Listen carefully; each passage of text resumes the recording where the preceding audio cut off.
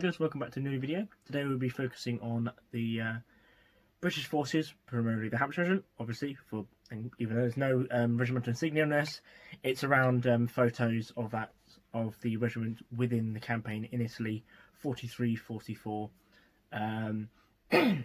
So this was an idea put forward by a subscriber of mine, a new subscriber, of Riccardo Bizzaro. Really thankful for the suggestion. Who has a family connection with the regiment as well. He's from Italy, and his grandmother was a member of the partisans during the war, who assisted the regiment itself with helping find its way through the mountains during the campaign. So it was really awesome to hear about that. I think I do mention this as well later on in the video. I just want to do like a proper little intro to the video. I'll do an outro as well, obviously, as usual, and well, new thing really, kind of. So yeah, really hope you enjoy, and let's crack on with the video. Hi guys, welcome back to a new video. Today we'll be looking at, again, the Hampshire Regiment, obviously because that regiment is very close to my heart, family, with family being within the regiment over the years, etc., and that being the regiment I know most about generally within the war itself. Now, I normally focus on 1st Battalion. They did take part within the Italian campaign, which is what I'm focusing on today. Obviously, through Sicily and then into southern Italy itself. But they were pulled out fairly early on, obviously, to then be trained up for the invasion of Europe in 44. The main combat units from the regiment were in 128 Brigade, which their symbol was I think was an oak tree. I believe it was an oak tree. Well, I know the symbol, but I can't remember what exactly tree it is. But it was basically a tree. They were under 43rd Wessex Division. 128 Brigade consisted of initially an anti-tank battalion or company, I think it was. 5th Battalion Hampshires, 1st, 4th and 2nd 4th. 2nd 4th was pulled out of the brigade on the 9th of May 43, and they were basically replaced by 2nd Battalion Hampshires on the 10th of May, so very soon after. The brigade fought through Sicily, I believe, into Italy, through Salerno, Monte Cassino, etc., and moving up the peninsula. 2nd Battalion will be pulled out there as well, I believe in 44. So obviously, I think actually the whole of brigade actually went over to Northwest Europe, as far as I'm aware, because I know 2nd Battalion was in Northwest Europe during Operation Market Garden. I know that. I have to look a bit more deeper into, because it's very confusing when it gets to the point with the redeployments of different battalions, especially within the same regiment. It gets very all over the place. But the brigade itself had fought through North Africa, with 2nd Battalion fighting through things like actions like Taborba, as well as the rest of the brigade as well, but 2nd Battalion wasn't part of the brigade at that point. I think 2nd 4th, I believe, took part in a holding action along with a battalion of, regiment of artillery as well, basically holding the line, and suffered very heavily, but held the line against the Germans in North Africa during Operation Ox Head, I think it was the name of the operation by the Germans. So they had a lot of combat experience under their belts when going into Italy. So starting at the top, fairly obviously standard equipment for the British Army at the time, like with everything else, standard Mark II helmet with the elasticated, it's not really elasticated, it's a spring system set up strap, chin strap. In this case it's at the top, generally just to keep it out of the way while I'm doing the displays. Generally this was only be done really within, say, if you're on march or whatever, or if you're at camp, or you're in resting positions, or if you're in a static position. Generally if you're on the move during combat, this will be under the chin. There are very few photos when it is, but it was rarely done really within combat, to say the least. But during rest periods and etc., it was done. As a standard Mark II helmet. The scrim on it is more akin to Northwest Europe, but I don't really want to be taking it off. It's a bit of a pain to move, especially with scrim around, and it is a pain just to get it on in the first place. So that sort of thing. But some scrim was used in the Italian campaign. In general, though, normally a Hessian cover would be covering the helmet itself, but this is how it is at the moment. Going down, we have the standard KD shirt, even though it was made of an Airtex material, but it was known as KDs in general. This is to represent basically, in general, with the Italian campaign, especially during the hot weather seasons. During the winter month, obviously it will change to normally battle dress, and sometimes with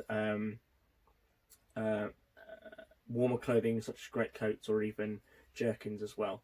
But generally the KD shirt is representative of really the campaign in general. I'm going off certain pictures of the battalion, or of the regiment I should say, because the regiment as a whole was quite heavily deployed to the Italian campaign in general. From photos of the regiments within Italy and Sicily, mainly Italy, after Salerno. Excuse me. Well, some of them are wearing a collarless shirts, some of them are wearing these, some of them are wearing battle dress. A multitude of photos. This sort of accumulation of a couple, as I'm going on. So the KD shirt, obviously it's a half button pull over the top shirt, 2 breast pockets which have been pleated, just standard buttons there, collar, epaulets which are removable depending on use really, and it has a long tail at the back so it can be tucked in sort of heavily, etc. Generally during the Italian campaign you wouldn't really see KD shorts. They were mainly non-use at this point because as you get into Italy it's a bit more chillier than being in the desert. Much more sort of temperate, warm climate, to say the least. Obviously it was warm, but the winters can be very, very harsh. You are very, very likely to see KD trousers, so the khaki drill trousers, and also battle dress trousers as well, or in very few such instances denims, but in general it would be either battle dress or KD trousers. Going on to equipment, we have standard 37 pattern webbing. Obviously some of this is just straight off the other mannequin. I did when I put up the video yesterday, I believe it was, the day before. So some of the bits are the same in the way of they've been blancoed. So like the belt is a lot darker than I would usually have the other one on, because generally blancoing equipment in the Italian campaign wasn't necessarily done. It was done, but not to the extent and the darkness shades. Generally, because a lot of these guys have been serving in North Africa, so there wasn't really a need to blanco equipment at all really. So standard 37 Bremen pouches, obviously as I said before, a couple of Bremen magazines, a bandolier for your rifle, depending on what you're armed with, a couple of Mills bombs, mortar bombs if needed for the 2-inch mortar carried with the section possibly, or any other things such as that would be carried that you could fit in there really. So they're cross straps, and then the rifle being carried. From the pictures I've got at the moment, obviously yes, there are pictures later in the campaign of the brigade, going into sort of level 44, when these begin to be replaced by the rifle number 4. But generally, this was still in wide use within the Italian campaign in general. So this is the number 1 Mark III. This is a Mark III Star to be specific. Made in 1918 by BSA. Quickly get it up. You've seen it in a previous video quite a while ago when I was still living at home. So yeah, I might get a close-up shot in a photograph at the end of the detailing on just under the bolt, where it says BSA. As I said, this was made in 1918, so it's a First World War rifle, or era. A little bit of repair on the stocking, and the top handguard and that. But lovely piece of kit. I prefer this over my number 4, generally because I find the action is a lot smoother and it doesn't lock up. And that might just be the factor of the manufacturer issue or the way the bolt is removed on my number 4, because it's the cutaway slot which is near the front of the receiver, which is the way to disassemble the bolt, or remove the bolt from the rifle in my number 4. Maybe that's the reason why it has the trouble of locking when you throw the bolt forward. This one I have no issue with, and it's a little bit lighter as well, and I find it a beautiful piece of equipment in general. Obviously, charger bridge, as standard Enfield, whole holds 10 rounds from stripper clips. Depending on if you had the magazine cut off on the earlier versions during from the Great War, you could probably load 10 into the magazine and obviously had another round up the spout as well, but that's depending on what you're doing. So obviously most of you know what this, obviously seen one of these before, hopefully, but yeah, amazing piece of kit, and served the British Army well in this or another form well into the 1960s and sometimes even beyond with cadets as well using the 2.2 version. So I'll just put this to the side. So this is mainly it. Obviously the belt, as I said about, 37-pound belt, and then obviously trousers that underneath, and wearing hobnail boots, or depending if some of them had them, other sorts of maybe desert boots or something like that. Okay, I'll quickly stop here and I'll turn the mannequin around and we'll have a look at the side. Okay, now looking at the side, side profile, we can see the back here, which is the gas cape, which again, just like was on before, rolled up and attached to the belt. I do apologise for the sort of wonkiness of the room, but this is set up for me. I'm a lot larger than the mannequin, sorry to say, on my account really. I do hope to lose some weight soon, generally so I can get back into some stuff, which I do struggle to at the moment. But yeah, for the gas cape, rolled up as it was shown on the mannequin before, other video, onto the back of the belt, and just with the tapes singed around. Just move the sleeve out of the way, you see the side of the pouch, and as obviously for the rifle, we have the 1907 pattern sword bayonet. A very, very vicious and fear-mongering weapon when produced in battle, I say the least. But very, very effective weapon. Not so much in close quarters, especially what they found it during the trenches in the First War. But as it goes, a very, very effective weapon as it was. But in general, when it comes to just combat in general, the number 4 spike bayonet just does the job as itself. But with the number 4, though, you can't really do some other tasks like you could with the sword bayonet.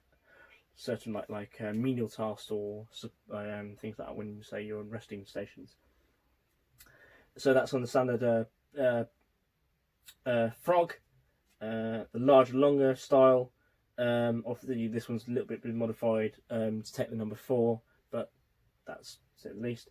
The clasping loop, which holds the handle of the bayonet, so it doesn't sag. So yeah, and you can see the loop here as well, actually, for the clasp knife, or the jackknife, or however you want to call it. Generally on pictures, it's attached to through the belt loops of the trousers of whoever's got one.